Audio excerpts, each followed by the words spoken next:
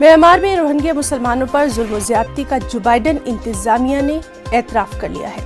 खबर रसा एजेंसी ने आला अमेरिकी हुक्काम के हवाले से जानकारी दी है। अमेरिकी वज़ीर ख़ारजा एंटनी ब्लिंकन इसका बाकायदा तौर पर पीर के रोज ऐलान करेंगे।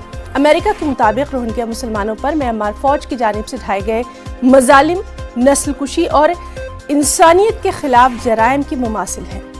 2017 से तकरीबन 7 लाख रोहिंग्या मुसलमान म्यांमार छोड़कर हमसाया मुल्क बांग्लादेश में कैंपों में रहने पर मजबूर हैं। 2019 में इंटरनेशनल कोर्ट ऑफ जस्टिस पे म्यांमार मामले पर समाअत शुरू हुई थी, लेकिन जमहूरी हुकूमत का तख्ता पलट होने के बाद पेचीदगियां पैदा हो गई हैं।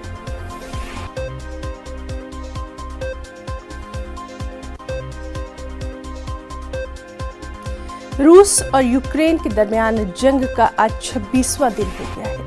आज दोनों ममालिक के बीच 5वें दौर के मुज़ाकरात भी होना है। आपको बताएं कि गुज़िश्ता 4 दौर की बातचीत से कुछ खास निकलकर सामने नहीं आया। इससे पहले दोनों ममालिक के दरमियान तुर्की में वज़राए ख़ारजा की सतह पर मुज़ाकरात हुए, ताहम जंगबंदी के हवाले से कोई ठोस हल नहीं निकल सका। मुज़ाकरात के 5वें दौर में देखना अहम होगा कि दोनों मुल्क किस हद तक आगे बढ़ सकते हैं। सबकी नजरें इस तरफ रहेंगी कि जंगबंदी के हवाले से फरीकैन के दरमियान क्या हल निकलता है। वहीं दूसरी जानिब अक़वाम मुत्तहिदा के इंसानी हकूक़ के हाई कमिश्नर के दफ्तर ने कहा है कि इस जंग में कम से कम 902 शहरी हलाक हुए हैं, जबकि 1459 जख्मी हैं। ताहम हाई कमिश्नर के दफ्तर का कहना है कि असल तादाद इससे कहीं ज्यादा हो सकती है।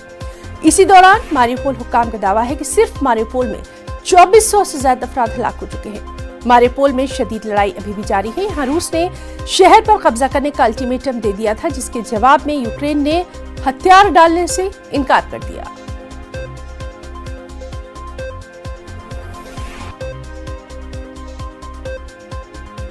यूक्रेन में हलाक होने वाले हिंदुस्तानी तालिब इल्म नवीन शेखरप्पा की जिस्द-ए-खाकी को बेंगलोर लाया गया। जिस्द-ए-खाकी को एम्बुलेंस के जरिए आबाई मुकाम के लिए रवाना कर दिया गया। हावेरी जिले के रानी बेनूर तालुका के चरगिरी देहात में नवीन की आखिरी रस्मात अदा की जाएंगी। कर्नाटक के वज़ीर आला विश्वराज बोम्मई ने बेंगलुरु हवाई अड्डे पर पहुंचकर उन्हें खराज अक़ीदत पेश किया और इस मौके पर उन्होंने वज़ीर आज़म वज़ीर ख़ारजा का बेहद शुक्रिया अदा किया। आपको बताएं कि नवीन खारकीफ नेशनल मेडिकल यूनिवर्सिटी में मेडिकल के आखिरी साल के तालिब इल्म थे। 1 मार्च को रूसी गोलाबारी में नवीन मारे गए थे। नवीन की मौत के बाद कर्नाटक हुकूमत ने उनके वर्सा को 25 लाख रुपए की इमदाद और एक फर्द को सरकारी नौकरी देने का ऐलान किया है। बहुत दुर्भाग्य की बात है कि इतने लोग वहाँ से आ गया, कम से कम 19,000 लोग वहाँ से आए, लेकिन एक ऐसे नवीन हमारे दुर्भाग्य के लड़का है कि उसको बॉम्बिंग में अपना प्राण त्याग करना पड़ेगा। बहुत दुख की बात है। हमारे बच्चे लोग बहुत तकलीफ से है, लेकिन हमारे भारत सरकार जो नरेंद्र मोदी जी के नेतृत्व में जो ऑपरेशन गंगा किया है, ये ऐतिहासिक है। कौन सा भी देश पूरे विश्व में, बहुत सारे लोग उधर है, लेकिन कौन सा भी देश इतना तकलीफ नहीं दिया। ये हमारी प्रधानमंत्री का जो हमारी नागरिक के ऊपर जो प्रेम है, ये दोहराता है। उत्तराखंड के नए वज़ीर आला के नाम का आज ऐलान हो सकता है। बीजेपी लेजिस्लेटिव पार्टी की मीटिंग शाम 5 बजे होने वाली है। इसके बाद राजनाथ सिंह और मीनाक्षी लेखी उत्तराखंड के सीएम के नाम का ऐलान कर सकते हैं। पुष्कर सिंह धामी के खटीमा से चुनाव हारने के बाद उत्तराखंड के अगले वज़ीर आला का मामला पेचीदा हो गया है। पार्टी के कई लीडर वज़ीर आला बनने का ख्वाब देख रहे हैं।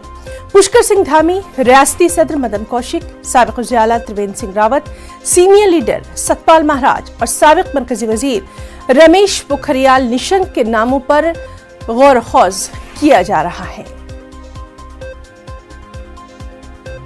हमारे साथ इस वक्त मौजूद हैं हमारे साथी दीपांकर भट्ट। दीपांकर, आपसे जानना चाहेंगे, बहुत ही अहम है सीएम के नाम का ऐलान करना। कई इस तरह की मीटिंग्स हो चुकी हैं, आपसे डिटेल्स चाहेंगे। क्या कुछ जानकारी अभी तक निकलकर सामने आ रही? कौन कौन से अहम नाम हैं जिन पर गौर फिक्र किया जा रहा है? दीपांकर। बिल्कुल ही ना, आज बैठक होगी यहाँ पर। बीजेपी के जो एमएलए चुन के आए 47, उनमें से एक नेता चुना जाएगा। अब वो नेता पुष्कर धामी क्योंकि इलेक्शन हारे हुए हैं, अगर बीजेपी उन पर भरोसा करती तो ये भी हो सकता है कि उनको फिलहाल कमान दी जाए और बाद में वो कहीं से उपचुनाव लड़े या बाई इलेक्शन उनके लिए कहीं पर करवाया जाए, किसी एक विधायक को इस्तीफा देना पड़ेगा। लेकिन जिन नामों में अभी चर्चा है उनमें सबसे आगे पुष्कर सिंह धामी का नाम है, जो प्रेजेंट में अभी यहाँ पर केयर टेकर चीफ मिनिस्टर हैं। इसके अलावा आपने जो नाम यहाँ पर गिनाए, चाहे उसमें रितु खंडूरी जो यहाँ पर महिला प्रदेश अध्यक्ष हैं, या फिर बीजेपी के प्रदेश अध्यक्ष मदन कौशिक है, इसी तरीके से यहाँ पर अनिल बलूनी जो राज्यसभा के सांसद है उनका नाम है। ऐसे तमाम नाम यहाँ पर चर्चाओं में है। लेकिन बीजेपी फाइनली किसके नाम के साथ जाएगी, इसके लिए 5 बजे का इंतजार है, जब राजनाथ सिंह और मीनाक्षी लेखी यहाँ पर होंगे और 5 बजे पता लग जाएगा कि उत्तराखंड का अगला मुख्यमंत्री कौन होगा। लेकिन पुष्कर सिंह धामी का अगर हम 8 महीने का कार्यकाल देखें तो अब बिल्कुल नई सरकार है और बिल्कुल नई सरकार के साथ अब अगले 5 साल का कार्यकाल है। तो बीजेपी जरूर देखेगी कि पिछले साल जिसे उसे 2 मुख्यमंत्री बदलने पड़े, इस बार कम से कम वो हालात यहां पर ना पैदा हो। हिना जी, और दीपांकर आपने बिल्कुल सही ये बात कही कि बीजेपी के लिए न सिर्फ सीएम के नाम का ऐलान एक बड़ा मसला है, बल्कि आगे भी अब चैलेंजेस होंगे कि वहां पर किस तरह से एक परमानेंट गवर्नमेंट जो है वो कायम में आए।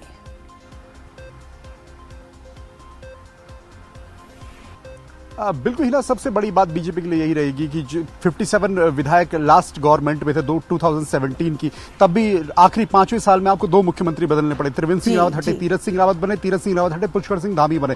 ऐसे में भूतपूर्व मुख्यमंत्रियों की एक बड़ी फौज बीजेपी में तैयार हो रही है। तो बीजेपी के अंदर इस बात को लेकर भी चर्चाएं हैं कि पुष्कर सिंह धामी को कमान मिलने के पीछे एक बड़ी वजह यह भी हो सकती है कि बीजेपी बिल्कुल नहीं चाहेगी कि उसके पास भूतपूर्व मुख्यमंत्रियों की एक बड़ी लिस्ट हो या बड़ी लंबी लाइन हो। तो ऐसे में जो भी मुख्यमंत्री होगा उसके सामने पहली चुनौती 2024 का लोकसभा चुनाव होगा, उसका 2027 का इलेक्शन और अगले 5 सालों में उत्तराखंड में किस तरह डेवलपमेंट का वर्क किया जाए। और दूसरी सबसे अहम बात यह कि जो भी मुख्यमंत्री बने उसकी कुर्सी यहां पर मजबूती से टिकी रहे। जी हिना, बहुत बहुत शुक्रिया दीपांकर भट्ट आपका तमाम तर तफसीली जानकारी के लिए। लगातार इस बेहद अहम खबर पर नजर बनी हुई है, बहुत बहुत शुक्रिया। एक और अहम खबर, वज़ीर-ए-आज़म नरेंद्र मोदी आज अपने ऑस्ट्रेलियाई हममनसब स्कॉट मॉरिसन के साथ एक वर्चुअल इजलास करेंगे। इजलास में ऑस्ट्रेलिया हिंदुस्तान के शोबों में 1500 करोड़ रुपए की सरमायाकारी का ऐलान करेगा और ये हिंदुस्तान में ऑस्ट्रेलियाई हुकूमत की अब तक की सबसे बड़ी सरमायाकारी होगी। इसमें तालीम, क्लीनटेक, खला, फॉरेन ट्रेड, हुनर और दिफा के शोबों में सरमायाकारी शामिल है। इजलास में हिंदुस्तान और ऑस्ट्रेलिया मादनियात के शोबे में मुफाहमत की एक याददाश्त पर भी दस्तखत करेंगे।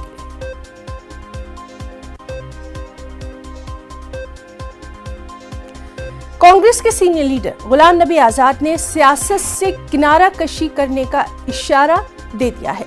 गुलाम नबी आजाद ने कहा कि हमें मुआशरे में तब्दीली लानी चाहिए। इसके साथ ही उन्होंने कहा कि कभी कभी सोचता हूं कि ये कोई बड़ी बात नहीं कि अचानक किसी दिन आपको पता चले कि मैं रिटायर होकर समाजी खिदमत करने लगा हूं। आजाद ने यह भी कहा कि समाज में 90% बुराइयों के जिम्मेदार सियासी जमातें हैं।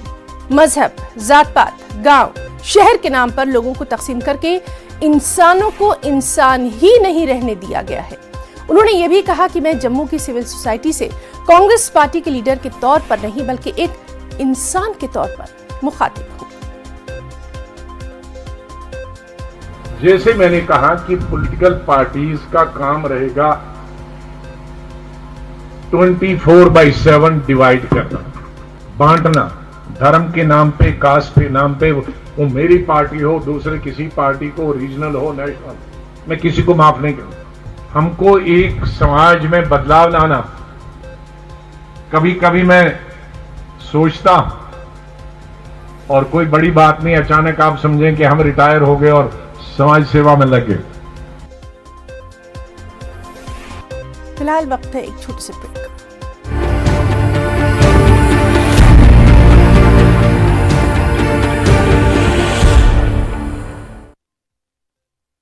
पेट सफा, हर रोग दफा।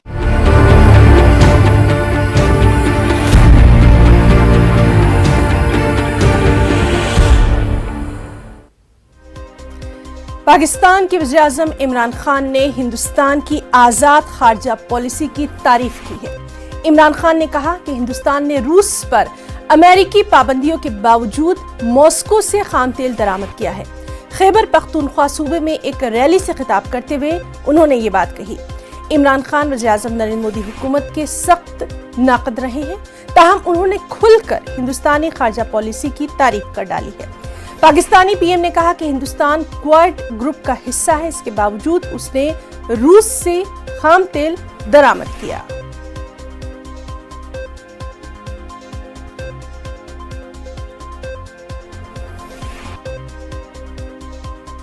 जम्मू कश्मीर के लेफ्टिनेंट गवर्नर मनोज सिन्हा के मुशीर फारूक खान ने इतवार की शाम अपने ओहदे से इस्तीफा दे दिया। ज़राए के मुताबिक मरकज के ज़ेर इंतजाम इलाके जम्मू कश्मीर में होने वाले असेंबली इंतखाबात से कबल बीजेपी में उन्हें अहम जिम्मेदारियां दी जा सकती हैं। फारूक खान एक रिटायर्ड IPS ऑफिसर हैं जो बीजेपी के कौमी सेक्रेटरी भी रह चुके हैं और पार्टी के अक़लियती मोर्चे में कई अहम ओहदों पर फायज रह चुके हैं।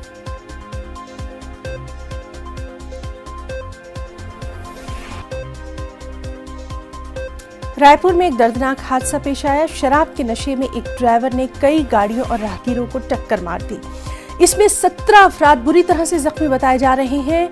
एक की मौत की खबर है। यह हादसा रायपुर की पुरानी बस्ती में पेश आया। इस हादसे का CCTV फुटेज सामने आया। हादसे में एक ठेले वाले लक्ष्मीकांत की मौत हो गई। इस हादसे में एक मासूम बच्ची भी जख्मी हुई है।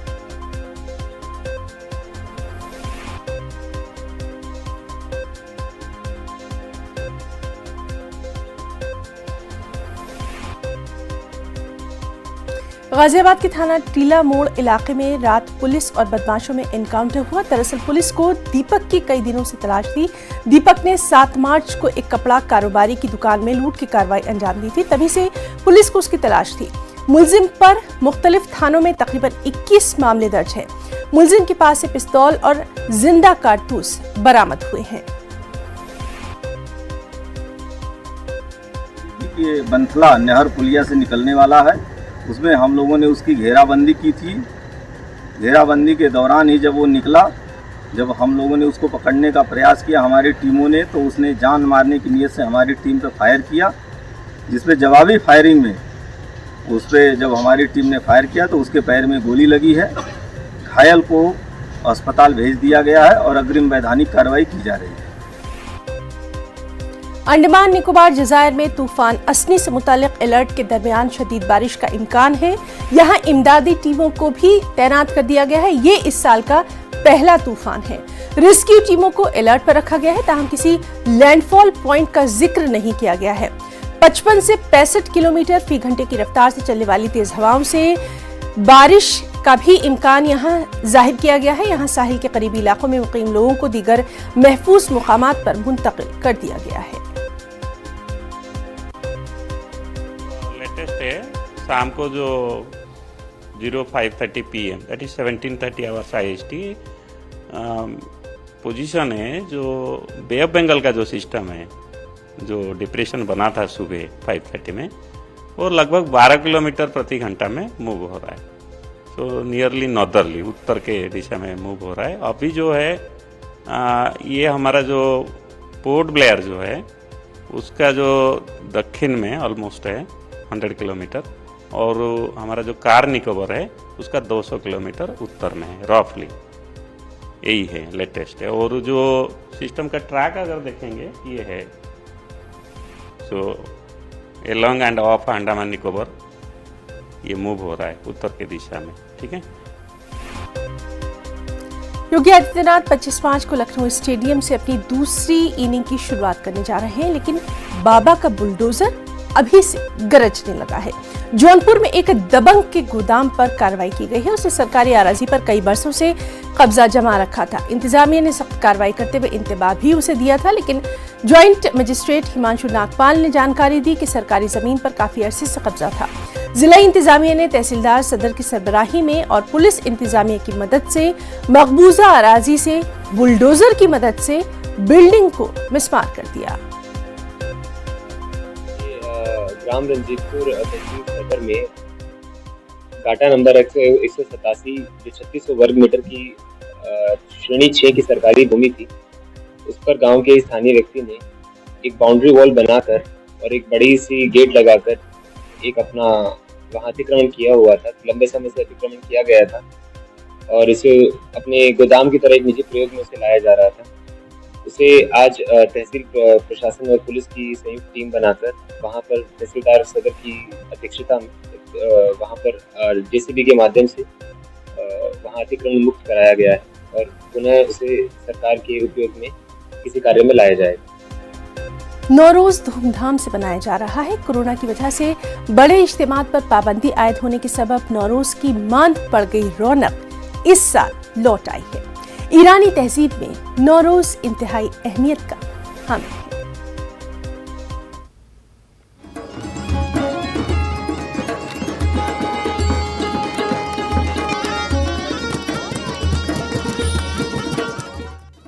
नौरोज यानी नया दिन। ईरानी नौरोज रिवायती अंदाज में मना रहे हैं। मौसम बहार की शुरुआत हुई है। तरोताजगी और नई तवानाई से हर शय और हर जीरूह लबरेज है। दिल की कैफियत बदली हुई है। सारी फजा मुअत्तर हो जाती है और इंसान खुशी से झूम झूम उठता है।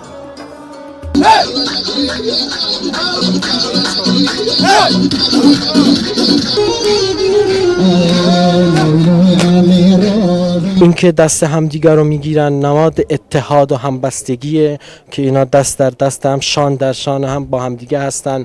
بعد اینی که پا به زمین میکوبن نماد ارق میهنی و دوست داشتن خاکشون که یعنی این خاک متعلق به ماست و اون دستمالی که تو آسمون میچرخونن نماد آزادی نماد رهایی. 2 बरस के बाद नौरोज इतनी धूमधाम से मनाया जा रहा है। कोरोना की वजह से बड़े इज्तिमात पर पाबंदी आयद होने के सबब नौरोज की मांद पड़ गई रौनक इस साल फिर लौट आई है। नाचते गाते झूमते और खुशियां मनाते लोग एक एक पल से यहाँ खूब लुत्फ अंदोज हो रहे हैं। امیدوارم در سال جدید همگی خوب باشن، در کنار هم رفت آمد بیشتر بشه و این بیماری از بین بره. गुरूब आफ्ताब के बाद बच्चे, जवान, बूढ़े, मर्द और खवातीन के आग के ऊपर से छलांग लगाने की रिवायत भी कदीम है और छलांग लगाते वक्त ये जर्दी मन अस्तु, सुर्खी तू मन अज इन 2 जुमलों की तकरार करते हैं। इसका मतलब अपने दर्द व अलम आग को सौंपकर उसकी सुर्खी की ख्वाहिश करना है, फिर राख को पानी में बहा दिया जाता है। تنبور در واقع یک ساز سنتی خیلی قدیمی از آیین کرمانشاه هستش که ما در واقع سنتمون هست که بیشتر افراد در خانواده‌شون یک نفر باشه که بتونه تنبور بزنه. جزئی از فرهنگ ما هست. ईरानी तहजीब व तमद्दुन में नौरोज इंतहाई अहमियत का हामिल है। नौरोज फारिस की कदीम तहजीब का हिस्सा था। तारीख के औराक पलटने पर यह पता चलता है कि बादशाह जमशीद के अहद में ये मनाया गया था। नौरोज सिर्फ ईरान तक महदूद नहीं है बल्कि वस्ती एशियाई मुल्कों अजरबैजान, तुर्कमेनिस्तान, कजाकिस्तान, अफगानिस्तान समेत दीगर मुल्कों में भी धूमधाम से मनाया जाता है। Bureau report, news 18 Urdu.